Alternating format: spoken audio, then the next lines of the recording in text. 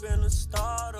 Yeah, he known for painting a shooter like Klay Thompson. Trayce Thompson, son of two-time NBA champion and current Lakers color commentator Mychal Thompson, and brother of former Cleveland Cavalier Mychal and of course Golden State Warriors superstar Klay Thompson, was drafted in the second round of the 2009 MLB draft by the Chicago White Sox. He was taken just 2 picks after the Rockies drafted a generational third baseman that they definitely didn't give away to St. Louis, along with $51 million in cash. Nolan Arenado actually shares a special connection with Thompson. They were childhood friends who grew up playing travel ball together and attending the same showcases in Orange County.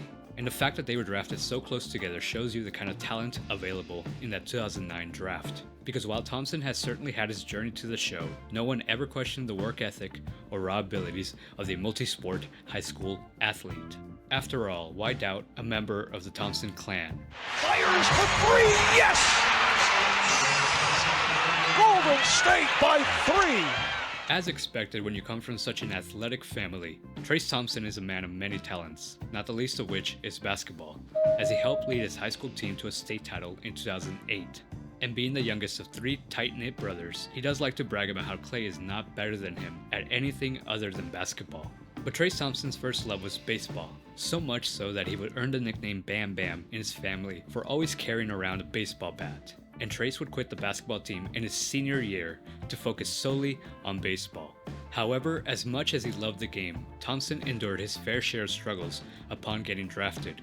He spent 7 seasons in the minor leagues, consistently flirting with a strikeout rate close to 30%. That is, until 2013, when he cut it down to 23.6%, and ultimately all the way down to a relatively low strikeout rate of 18.9% in 2015 at AAA.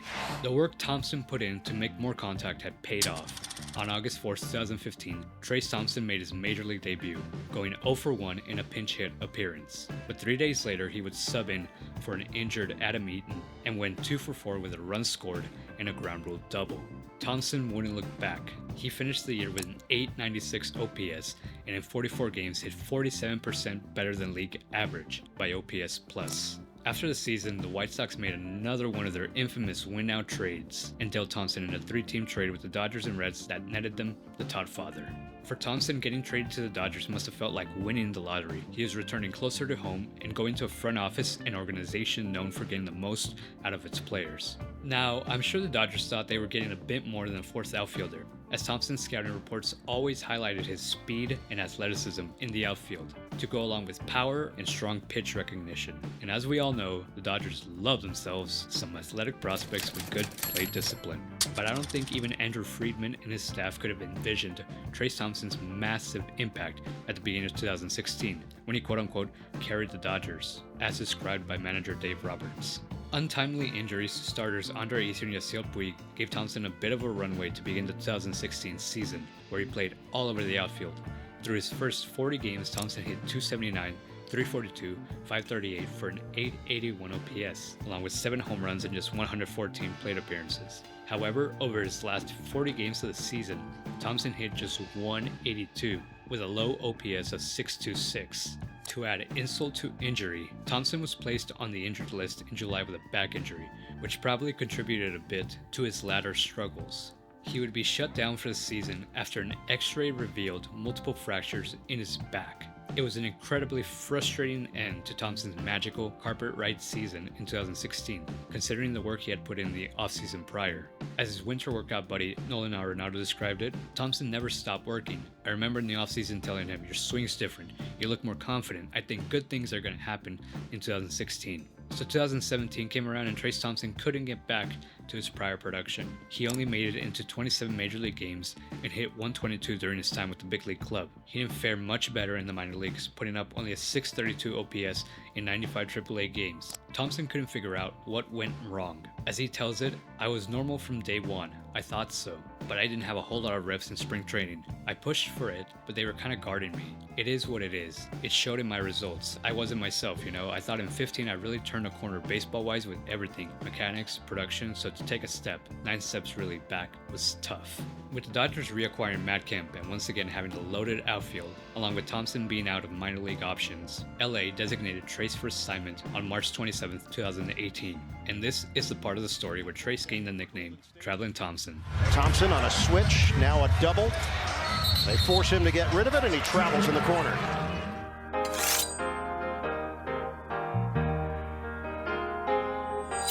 Thompson was claimed off waivers by the New York Yankees on April 3rd, 2018. Then 2 days later, claimed off waivers again by the Oakland A's. On April 17th, Oakland designated Thompson for assignment once again and traded him 2 days later to the team that drafted him, the Chicago White Sox, for cash. 2 months later, Chicago DFA'd Thompson and he wound up finishing the year playing for the AAA affiliate. Thompson signed a minor league contract with Cleveland for the 2019 season and was ultimately released on August 2nd. He signed another minor league deal, this time with Arizona in 2020, and was sent to their alternate training site once Major League Baseball canceled the minor league season. He played 4 games with Reno, Arizona's AAA team, in 2021, before being traded to the Chicago Cubs organization on May 11th, 2021. Thompson finally appeared in a Major League game for the first time since 2018 on September 14th, 2021. He played in 15 games with the Cubbies in 2021 before signing a minor league deal with the Padres on March 13th, 2022. Thompson played for the Padres AAA team, then their other AAA team, was DFA'd by San Diego on May 10th, signed one final minor league contract with the Detroit Tigers on May 19, 2022, before finally being reacquired by his Los Angeles Dodgers on June 20th, 2022 for cash considerations, just hours after Klay Thompson celebrated his 4th championship parade. Get all that? Now, what could have gone so wrong for such a promising player that in the span of 5 years, he had bounced around between 9 franchises and suited up for 12 different major and minor league teams? And conversely, what happened in the second half of 2022 that everything just seemed to click all at once for Trace Thompson? Well, one could easily just say, Dodgers make players good, and call it a day. But I think it's a little more complicated than that. See, usually when you hear about players reviving their careers like a JD Martinez or a Justin Turner, they go through a complete transformation with their setup and swing paths. But as you can see here in these 2 different clips of Trace Thompson, the only noticeable difference in his swing is starting with his hands up higher and with a flatter bat parallel to the ground, while maybe standing a little more upright. But these are relatively minor tweaks, not a complete overhaul of his swing. Did his back injury from 2016 have any lingering effects? Well, none that we really know of publicly. And as we already established, Thompson himself thought he was perfectly healthy at the beginning of 2017. He reaffirmed this in September 22 when he proclaimed, I've been completely healthy since the injury. Just for lack of a better word, I sucked and I had to figure it out and kind of rediscover myself. And I think that rediscover here means a couple of things. Number 1 is the physical part of Trace Thompson's game. After being DFA'd in 2018, Thompson worked on refining his swing with his AAA hitting coach with the OKC Dodgers, Sean Wooten, and it worked to a degree. In 2019, he went deep 24 times for AAA Cleveland, but again, struck out way too much with one of his lowest walk rates ever. And here's where I think the second part of Thompson's rediscovery comes into play, his mental fortitude. When Warriors superstar Klay Thompson sat out back-to-back seasons with 2 near career-ending injuries, he admitted that he would often seek Trace's advice, seeing as how his younger brother had gone through the grind of coming back from injury and then the grind of toiling away in the minors. Trace, likewise, admitted that those talks with Klay helped him as well. As Trace puts it, I've certainly looked at Klay as inspiration. He came back from 2 major injuries when a lot of people counted him out, so I had no excuse but to do everything I can to get back and reestablish myself. Mentally, I had to reevaluate myself and kind of find myself again. Trace admitted something similar to Fox Sports, where he said, I almost needed to hit rock bottom so I could re-find myself. According to Thompson, he really started his path towards finding himself back around 2019. He would spend hours watching film of his swing and of hitters he admired. And aside from having his family's support, he also had his baseball family to turn to. I mentioned Sean Wooten, his former hitting coach with the Dodgers, who stressed the mental side of the game and was there for Thompson late at night on the phone or early next morning on the field. Others behind Trace included former Dodger teammates Corey Seager, Austin Barnes, and most prominently Jock Peterson, who offered him the services of a longtime baseball coach, Matt Martin. Thompson finally took his offer after being released by Cleveland. Martin worked on the mental part of Thompson's mechanics, his quote-unquote soup, basically a martial arts technique to slow things down and clear his mind and perspective. As Martin puts it, it's all about our starting point, the mind, being in a better position where everything is connected, off the field, on the field, weights, in the box, in the field, anything we do. In 2020 with Arizona, Director of Player Development Josh Barfield connected Trayce with his favorite player growing up, Grady Sizemore, for hitting tips. Sizemore focused on Thompson's approach and timing, but Sizemore also became something of a self-help coach, hyping Thompson up with things like, "You're good at this, that's how you got here." And in 2022 with the Dodgers, you're on a team full of all-stars, and they can't keep you out of the lineup. And finally, after Thompson struggled to find a job after 2021, he took Jock Peterson up on another offer, this time to work on his hitting with Marlon Byrd. Yep, that Marlon Byrd. He of Justin Turner fame. I also think a third element of the Thompson story is simply poor timing. There's no denying that 2017 and 2018 were basically lost years for Trayce. But after that, Thompson showed he possessed all the tools that made him so coveted in LA early on. Particularly in 2021, Thompson destroyed AAA pitching, and in a small sample size, Major League pitching with the Cubs in September. The best deal he got that winter was the minor league deal with San Diego. Thompson spent time with the big league club in 2022, but he only got into 6 games and 16 plate appearances. Trayce didn't produce much in those 6 games, but he never got an extended look with San Diego. They sent him off to AAA, where of course he absolutely raked, and then off to Detroit, where again, he produced exceptionally well for the Toledo Mud Hens. Of course, this production was against much younger pitching, but not every 31-year-old slugged .721 across 2 different AAA leagues. It really was a case of being in the wrong place at the wrong time for Trayce Thompson. So when the big market powerhouse Dodgers got Thompson back for mere cash considerations, you could kind of tell they were cooking. And for Thompson, as his father Michael puts it, it was his dream to put the Dodger uniform on again. It feels so good to be back.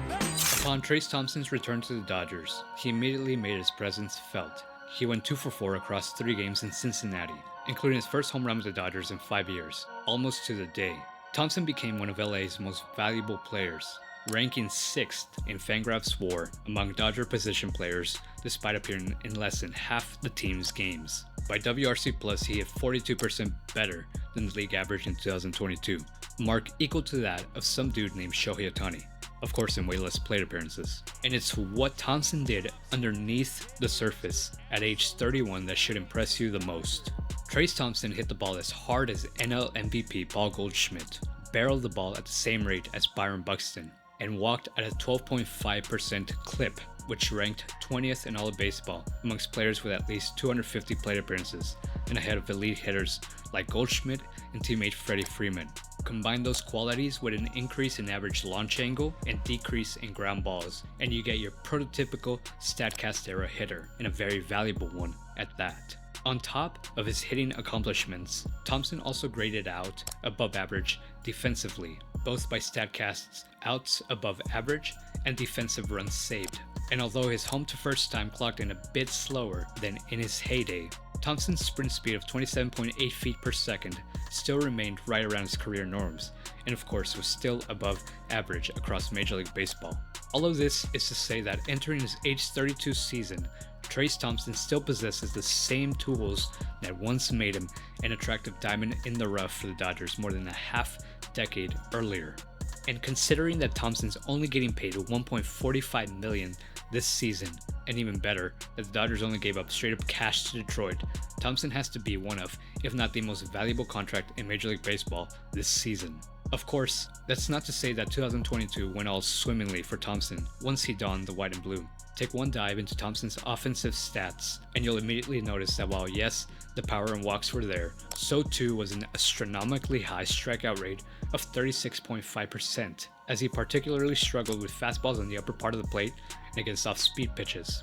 Thompson's 670 OPS in September left a lot to be desired, heading into the playoffs, where he ultimately hit just 154 in the World Series against the Padres. Much was made about Thompson's lack of production against left-handed pitching, the main reason the Dodgers reacquired him in the first place. And surely Thompson's production in LA had to be inflated by an absurdly high .389 batting average on balls in play.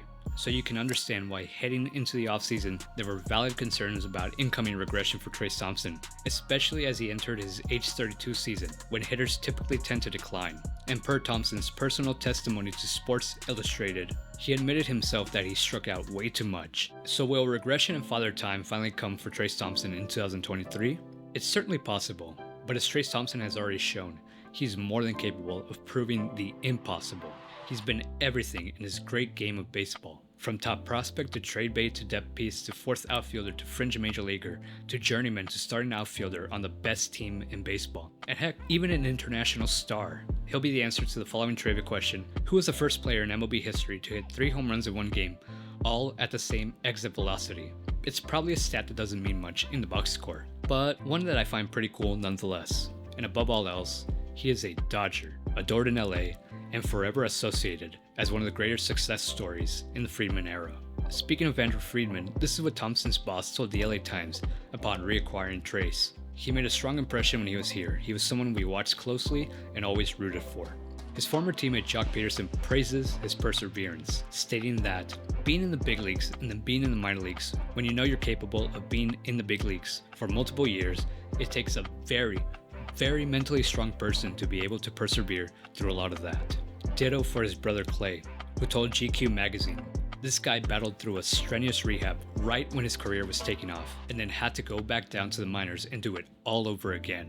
That's real perseverance and willpower, to just grind every day to fulfill your dreams. I'm so proud to be his brother. And finally, his longtime manager, Dave Roberts, had this to say: I just don't think there's enough people in our game or in the world that have gratitude, and Trayce has gratitude. Given his ups and downs and having to go back to the minors and scratch and claw his way back and overcome injury, and now he's making an impact for a ball club, it's certainly gratifying. And also then you layer in on the character of this guy. There's no one better. And true to what Doc said, Trayce Thompson certainly knows all about gratitude. Yeah, it's very gratifying, but at the same time, you can have a good day, you still got to come out and do it tomorrow. That's the beautiful thing about this game. There's always tomorrow. Whether you do good or bad, you always got to come out and you got to bring it every single day. So, I really try to focus and not give away, one at bat or one pitch. Really try to focus and hone in on every single pitch. It's been a lot of fun to be around those guys and kind of learn from those guys too.